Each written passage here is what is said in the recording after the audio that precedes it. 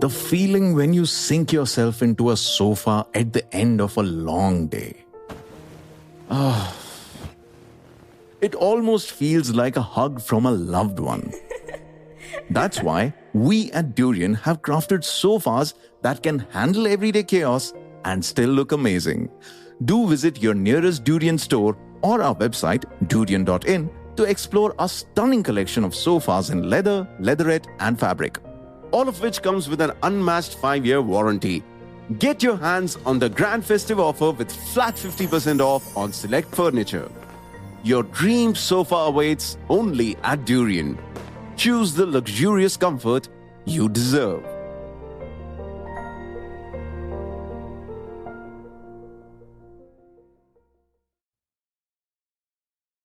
Before we begin, I wanted to give a huge shout out to the folks at Amazon Music for partnering with us on this episode of the Inside Line F1 podcast.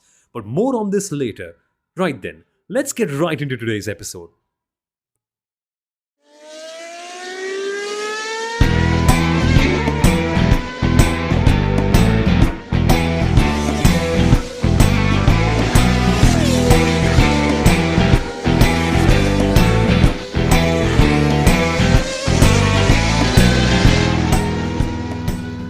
Ladies and gentlemen, finally, Sergio Perez and Lance Stroll are back. We've talked about them way too much on the Inside Line F1 podcast. I think it's fair to say we were borderline slandering them, but well earned because of their performances. But we saw them in action finally going racing, and there's nothing more exciting than that. Well, apart from questioning the FIA's inconsistencies, that is among the major talking points of this episode. About Mercedes, why they went wrong, about the races of the Aston Martin and Red Bull racing teams, and why Fernando Alonso was so good. A word on why Daniel Ricciardo and Oscar Piastri weren't unlapped. That seriously baffles my mind. And also, just generally recapping the weekend and all the little hidden things that you might have missed. This, folks, is the Brazilian GP review on the Inside Line F1 podcast. My name is Somal Arora. I am the host of the Indian Racing League and also the voice of the Indian MotoGP Grand Prix. Joined as always by F1 Stats Crew, part of the WTF1 Content Creators Pool, and now the official statistician of the Indian Racing League as well, among many other major championships. And of course, Kunal Shah, the former marketing head of the Force India F1 team and an FIA-accredited F1 journalist working for the Viaplay network. So, very quickly, folks, race results, we all know exactly what happened. Lando Norris won in Formula 1.5, but Fernando Alonso returning to the podium in second place. Sergio Perez got yet another F1.5 podium, finishing in third. Lance Stroll in fourth, Carlos Sainz in fifth, Gasly sixth, Hamilton seventh in F1.5, Tsunoda ninth, and then so on and so forth. But the reason why I say F1.5, as always, because there's no competition at the top. Verstappen winning the sprint and the main race. But let's get straight down into the major talking points. Clearly not Max, because we all know what we have seen from him, a tremendous weekend. But I want to talk to you about racing first, Kunal, because you and Sundaram pointed out this really incredible thing in our preview, that Interlagos is the circuit with most overtakes, but still winners only from the top two. We saw that same trend repeat, but the action, that sort of racing clearly is why we watch the sport, isn't it? It is. And, one thing which stays along with us with Interlagos is that it was built on land that was unsuitable for housing. But it's also built on land, or it's now one of the most suitable circuits to go racing on, irrespective of the race format or the session format, I mean, I'd imagine even if you just run a marathon at Interlagos, it'll be really fun to watch because that's just how the circuit is. Friday, Saturday, Sunday, all 3 days were blockbuster days for Formula One, right? And we saw that in qualifying, the sprint qualifying, sprint race, and then the main Grand Prix as well. Yes, Max Verstappen ran away at the front, but P2 and below in all formats again, or at least the sprint and the Grand Prix format specifically, we had no clue what's going to happen. I think the only prediction that I was trying to make for Sunday's race was how much lower will the Mercedes cars finish in the top 10, because my goodness, they had a terrible race. But before we go to Mercedes, there's a lot more to talk about. Sundaram, I want to speak to you about the racing because your hero, Fernando Alonso, on the last lap. Was your heartbeat pumping when you were watching the race again? Because I clearly couldn't hold it in. I was watching it at 5 o'clock in the morning, not sleeping, of course, the whole night. But I was laughing out of joy because how can you not? Absolutely. The both of us missed the race last night because we were traveling, and I had put all of my notifications off. And one of my friends texted me, and I just read the first line, which said, "What a mad race!" And while watching the race again today, while watching it for the first time today, actually, through the last, I mean, until the very end, I'm like, okay, what's the really mad factor over here until I came to the last two laps? And I'm like, okay, now I get what he means. And then what happened on the last lap was incredible. And this is typical Fernando Alonso, using his smarts, using his experience, driving across different racing lines, literally toying with Sergio Perez. I think that was the highlight for me, quite obviously, because I'm an Alonso fan. But I think we got a very good example of the type of racing that you can see at this very track. And we also said this last year. Yeah. Brazil gave us a blockbuster weekend throughout, even last year, even in the sprint and in the Grand Prix.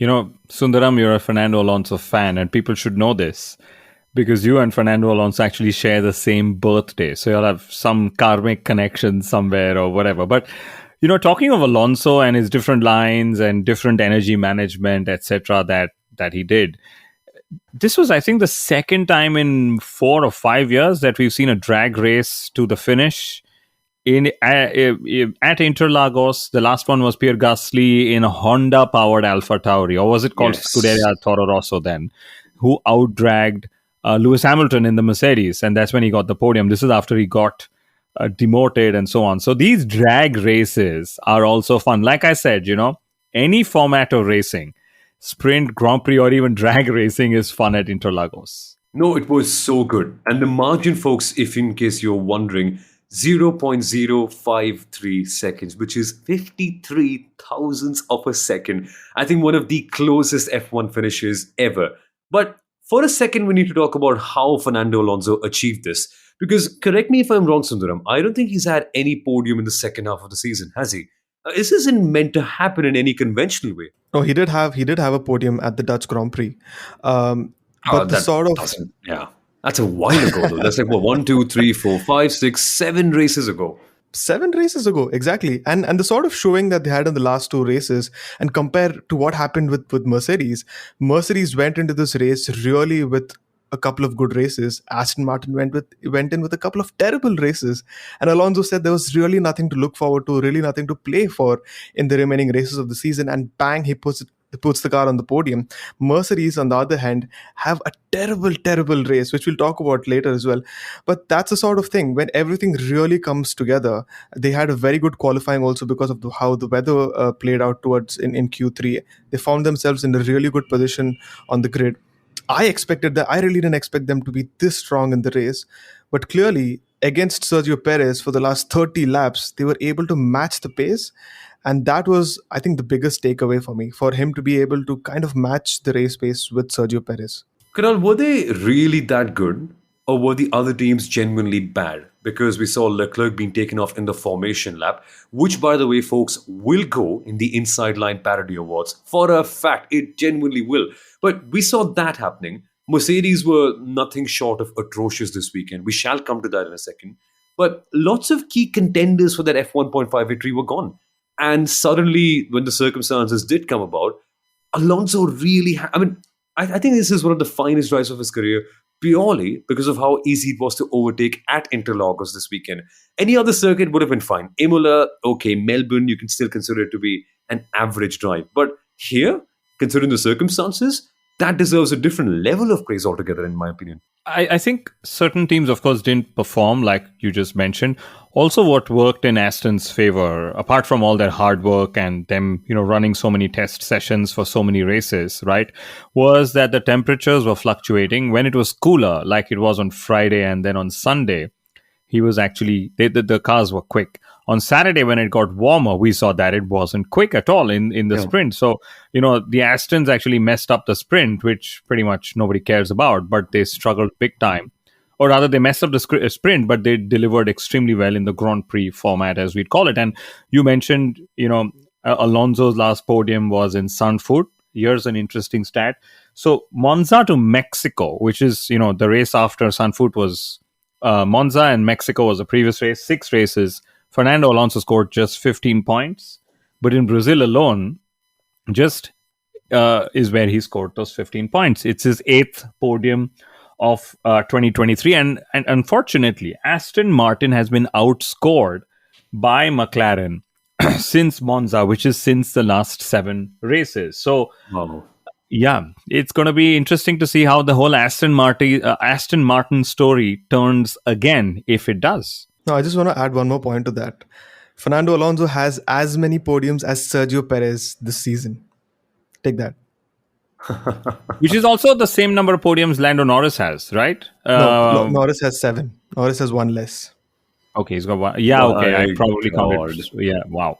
Actually, that very conveniently brings us on to Sergio Perez. Now, as I mentioned in the intro, Perez and Lance Stroll, 2 of the most slandered drivers on the Inside Line F1 podcast. And dare I say, for good reason, because their performances haven't quite lived up to everything that we expect of them. But I think this Brazilian GP has been an anti-weekend for Formula One, because apart from Verstappen winning, all the other conventional stories have been flipped over. We have seen Perez and Lance Stroll have good performances. We have seen Aston Martin on the podium in the second half of the season. The most consistent team in the second half, Mercedes, has actually not gotten any decent points. And instead of Charles Leclerc making an error on his own in a serious moment, it was the car. Something clearly is up with this weekend, Kunal. Something really interesting is happening here. But fair play to Sergio Perez, right? After the race, he put his hands up and said that, yes, Fernando was the better competitor in this regard. He was able to fight a lot better than me.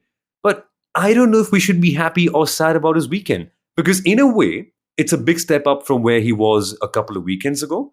But it's still not up there with Max. And that's really what the benchmark is, right? I mean, now the benchmark clearly is getting P2 is in the Drivers' Championship ahead of Lewis Hamilton. And that's what, Christian Horner has been saying at the end of every interview and at the end of every radio message to Checo. Great race, Checo, blah, blah, blah, blah, blah. Okay, you scored more than Lewis. So this race and the result will give a big boost to Checo's, point score gap against Lewis Hamilton. He scored 4 points more than Lewis on the Saturday. And now I think the gap is roughly 27 or 31 points, something like 32 points, right? My math was all over the place. So now I can imagine in Las Vegas, we're going to run all the permutation combinations of when Checo Perez, how soon can Checo Perez seal P2 in the Drivers' Championship to Lewis Hamilton? But lots of interesting, unusual narratives, like you pointed out yourself, Somal. Yeah, let's talk about a few more of them for a very, very quick second. What would you like to bring up, Sundaram, first? We have to talk about FIA's inconsistencies. We have to talk about Mercedes' inconsistent weekend. And also Lando Norris' starts. You pick. We'll go to that one. I think the most interesting questions that people have surely has to be what happened with Mercedes' pace. But I think we should also answer the Danny Rick question after that. So let's start with Mercedes, shall we? Okay, let's go to Mercedes. Nobody has a clue. Clearly, nobody has a clue. Toto Wolff has come out there in the media and said that it has been their worst weekend ever. Ever. Did they not see Bahrain 2022 in terms of pace and performance? Sure, they got a podium out of it, but I get a feeling there is some bit of truth to it. I think it's down to context. This time last year, they were winners at this very circuit in a similar circumstance with the sprint. And how many points have they got this weekend? Only a couple, with Lewis Hamilton finishing in P8.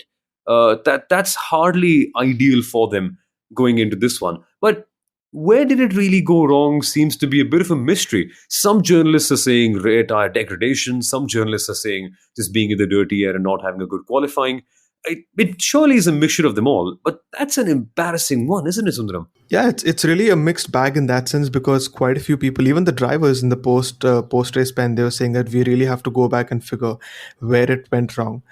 Sure, there's a little bit of an indication that it's probably a little bit more tire deg, They were really not able to match the pace. I mean, at one point of time, when Bono was telling Hamilton that you can push right now, Lewis goes on to say, I have been pushing for the last 5 laps, dude. So no matter what Lewis or George were doing, they really didn't have the pace. Probably it's also because were they a little conservative in running the car a little high, because of what happened in US in the Austin race, because of the sprint. They probably ran the car a little high. Probably it was a little bit more draggy, and that's why they were literally sitting ducks across both straights. But Toto's comments of calling it their worst weekend ever, or calling it the fact that this was a miserable car to drive, I think it's slightly exaggerated for the fact that they went into this race really looking as one of the contenders. They've won this race the last 2 times, and they did extremely well in the last 2 races as well. It really doesn't sound well for the people who in the factory who have been putting all that effort and trying to come up with their grades and upgrades and develop this car. It really doesn't sound well because it's just one bad result, and I think it's only down to how poorly they were falling back in the whole running order. If you see the whole race classification, both Mercedes cars were the only ones that fell so back from their starting positions, while everyone else literally made up positions. Because we had 5 or 6 drivers retiring. Let me put it this way.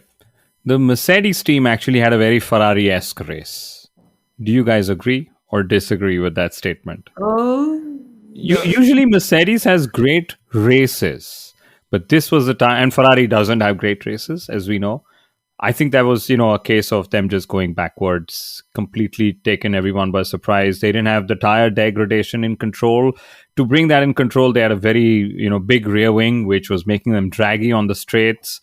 I mean, Yuki Tsunoda was battling Alpha Tauri, the slowest car on the grid, was battling Lewis Hamilton and Charles Leclerc. So lots of concerns at Mercedes, all of them validated by the points Sundaram has said. Will this derail their approach into 2024? Because remember, these upgrades they're bringing in 23 are all with a view to making a big step forward into 24. And Lewis Hamilton has suddenly turned around and said, the kind of advantage Red Bull has might just take more than a couple of years to lock in. And the only interesting comment, or at least for me, interesting comment was when Lewis said, Brazil has some of the most beautiful women, and maybe one race out here when I come, I'll find a girlfriend. Did you guys miss that? Huh. Does he not have one already? I'm surprised, actually. What happened to Shakira, by the way? It's disappointing. I mean, if you've got Shakira with you and you're spending time, it's disappointing that you don't even give it a chance. I'm sad about this, Lewis. Come on, you could have done a little bit better. I know the hips don't lie. I get a feeling he clearly is. But we should talk about other impressive stuff about the Brazilian GP. Some really interesting things pop up to mind. Daniel Ricciardo being one of them. We saw something interesting in the sprint race. Daniel Ricciardo had a really crazy moment with the racecraft. Now, I mentioned earlier you can genuinely race here at the Interlagos circuit, and Ricciardo found that out the tough way because he was battling Carlos Sainz, and we have DRS on the main straight and also after the Senna S's. So in a way, if you pass someone at turn 1, you make yourself susceptible to be passed by them at the end of turn 4. And that is constantly what was happening between himself and Carlos Sainz. So this one instance, Ricciardo thought, okay, this line clearly isn't working. I shall go to the defensive one, make sure that Carlos Sainz is on a little bit of a weird line that Senna is because he has to protect the place. And then I can attack him after that and get the position into turn 4. Now, when that didn't work because Sainz had a better exit, Ricciardo thought the other way around. He said, okay, I've tried this way. Let's go the opposite way. Maybe I go the conventional route. Carlos Sainz can go the normal route as well. And I just get a cutback, make a move heading into turn 4 and use the DRS. While he did that, he was going for the more aggressive line where Oscar Piastri caught him. And Daniel Ricciardo was just left scratching his head like, what am I supposed to do now? That line didn't work. This line didn't work. Where am I meant to go? Eventually, he did pass Oscar Piastri at the end and got to Carlos Sainz. But it was too late by then because by that stage, he was just one lap short. Because if you look at the gaps, look at the pace, I get a feeling he could have passed Carlos Sainz for that position at the end of the sprint race. This was it's so frustrating because he's got such a good car underneath him. Actually, not a good car, but a car that he's making work so well in the circumstances. But these sort of tiny little things are keeping him away or chastising him from getting a good points finish, which is also such a fun micro story to watch. And then we had the race. Can you explain what happened, Sundaram? Why was Daniel Ricciardo and Oscar Piastri, rather, why were Ricciardo and Oscar Piastri not allowed to unlap themselves? And how does one find themselves a lap down at the end of lap one?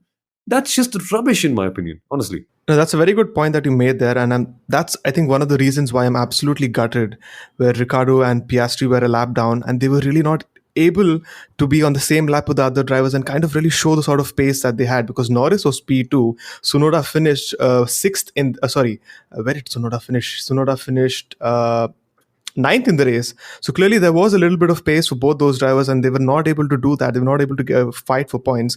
But the reason why they were a lap down was because Ricardo and Piastri had a little bit of damage on the opening corner of the first lap, and after the first lap, they went into the pits. But by the time the red flag was called out, they were still stuck in the pits. So the rest of the drivers, they had finished one more lap around the racetrack, while Ricardo and Piastri were still in their pit garages, and that's why they were a lap down. But the fact was that usually after a safety car, you would see drivers being able to unlap themselves at least for a lap.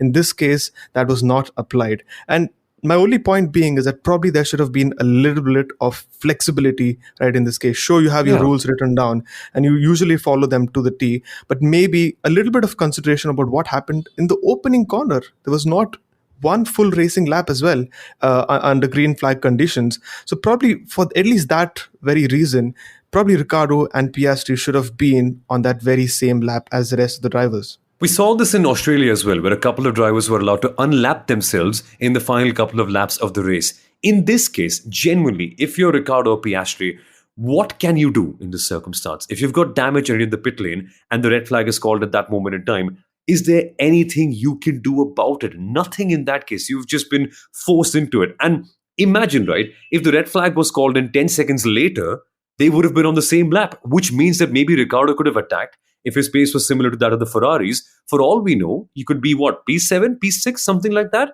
changing the entire fortunes of the team, who's barely only got some 15, 20 odd points in this championship so far. So the way way this has been executed really leaves me with more questions than answers about the policy of red flags and the way we restart, Kunal. Yeah, and again, the sport itself has gotten so much more complex that policing the sport is becoming a challenge technically, sporting wise, etc. And hopefully that's where we want to see the consistency. And Ricardo was so bummed because he said, I could have definitely added. He said, I was frustratingly quick today, right? The Alpha Tauri was only now is just 7 points behind Williams, and there are just 2 races to go. In the first 17 races of the season, Alpha Tauri scored just 4 points.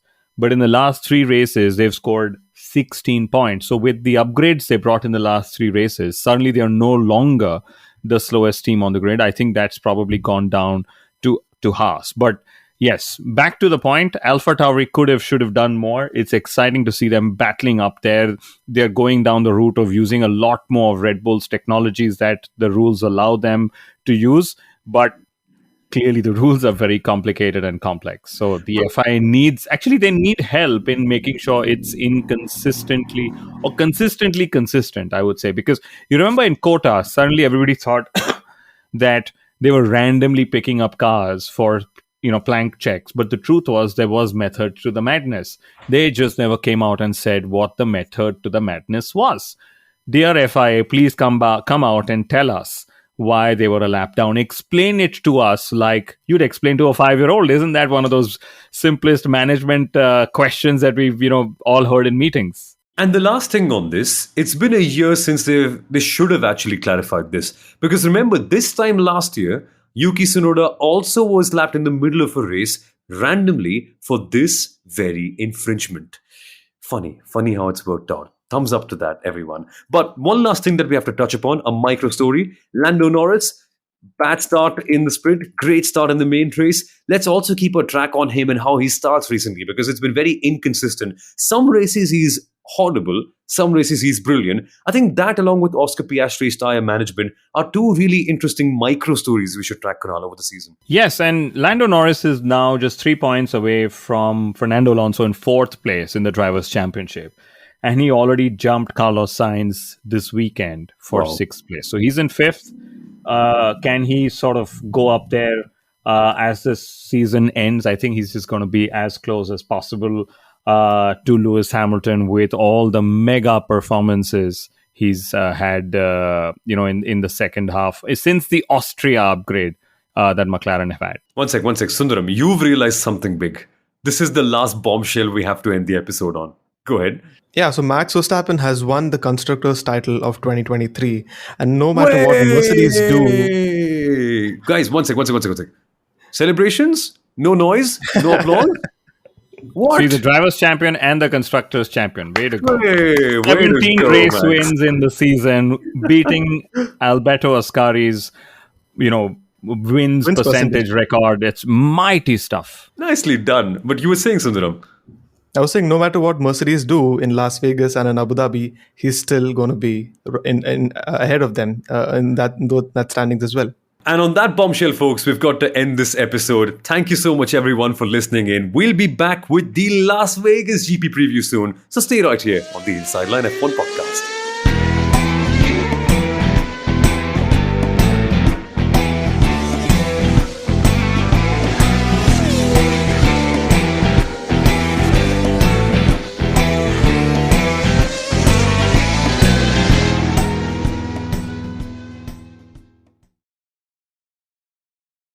Thank you so much for tuning in to this episode of the Inside Line F1 podcast. Before we ended, I just wanted to say a huge thank you to Amazon Music once again for partnering with us on this episode of the podcast.